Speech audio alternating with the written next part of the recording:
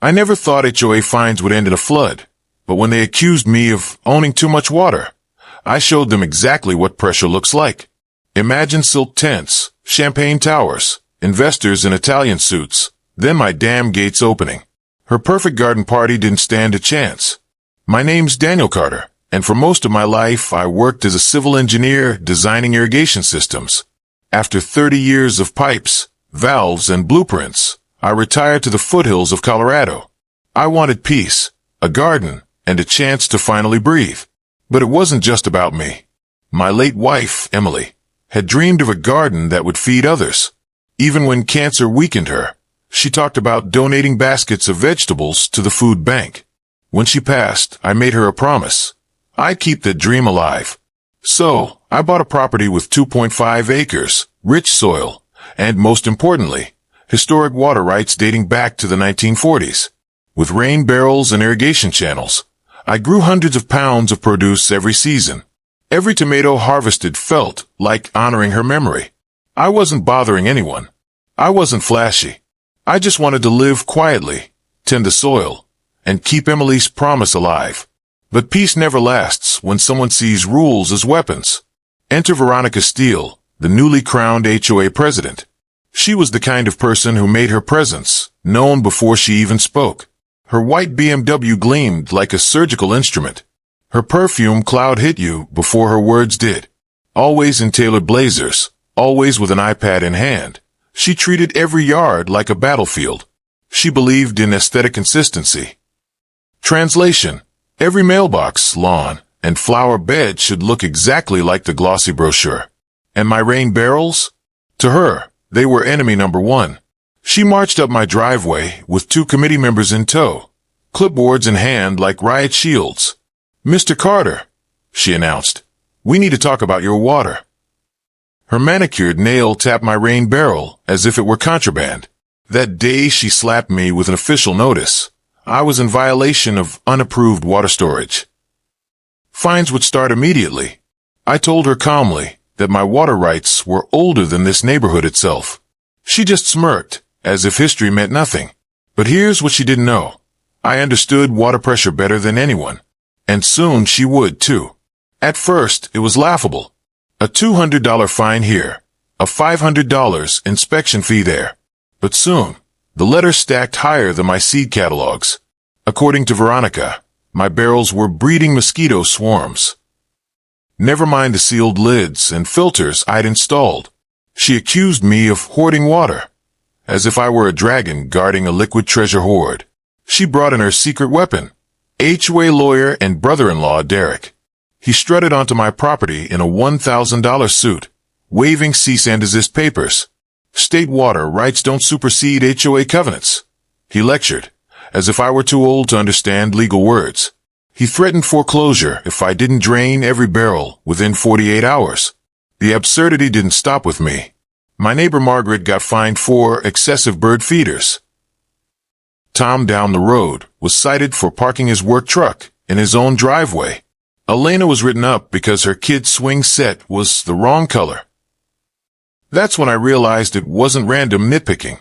It was a campaign of harassment designed to squeeze people until they broke or sold. But Veronica had underestimated me. I wasn't just another retiree. I had spent decades designing water systems across the state, and I had access to something far more powerful than an HOA bylaw. Frustrated, I pulled out a dusty folder I hadn't opened in years, my property's original survey and deed. The paper smelled of old leather and ink, the kind of history you can't fake. And then I saw it. A clause written in spidery handwriting from 1943. Riparian rights. My land included not just the ability to collect rainwater, but authority over Willow Creek itself, upstream from the entire neighborhood. That creek fed into a century-old earthen dam, and that dam created the sparkling lake that Veronica bragged about in HOA brochures, the one investors drooled over during house tours. The fountains, the ponds, the manicured lawns, all of it relied on water I legally controlled. It hit me like a lightning bolt. While Veronica fined me for owning too much water, her empire literally floated on my rights. I walked up to the dam the next morning. 2 rusted steel wheels controlled the gates. I rested my hands on them, felt the vibration of 2.5 million gallons pressing against concrete. It wasn't just water. It was leverage. I touched Emily's wedding ring that hung on a chain around my neck. For her, for my neighbors, I wasn't going to roll over. I was going to fight back with water pressure. When Veronica sensed resistance, she escalated. Suddenly, whispers spread through the neighborhood. According to her, I was a doomsday prepper, hoarding water for some apocalyptic plan. She told others my garden attracted vermin and disease. Then came the county health inspector, summoned by her anonymous complaint. Half the neighborhood gathered as he poked around my barrels. Every single one passed inspection, pristine and safe. But the damage was done. Now I looked like the eccentric old man causing trouble. Next came glossy flyers slipped into mailboxes. Stop the water hoarder before he destroys our community. Professional printing, thick paper stock. Not cheap. But here's the thing. While she spread lies, I installed cameras. Every midnight visit, every sabotage attempt, every whispered conversation near my fence, I caught it all on tape. She thought she was writing my downfall. In reality, she was building my case. I wasn't alone. Margaret, my bird feeder neighbor, turned out to be a retired patent attorney with a legal mind sharper than any HOA clause. Tom, the truck owner, ran a construction company and knew property codes inside and out. Elena, the swing set mom, worked for county planning and had access to zoning files.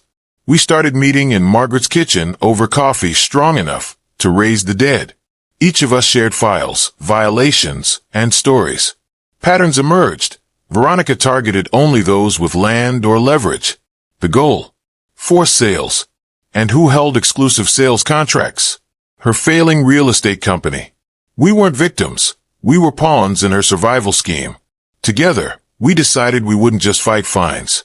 We'd dismantle her empire. And fate handed us the perfect stage.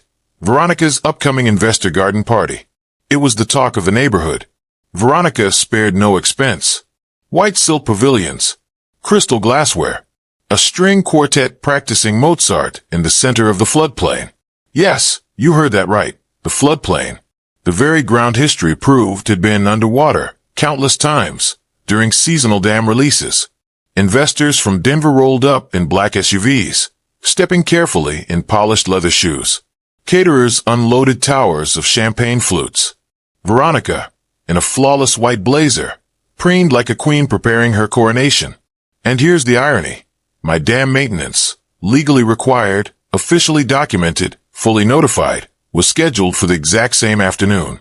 As I watched from the hilltop, hand resting on the steel wheel of the dam gate, I almost laughed. She had set her empire on the one place I controlled completely.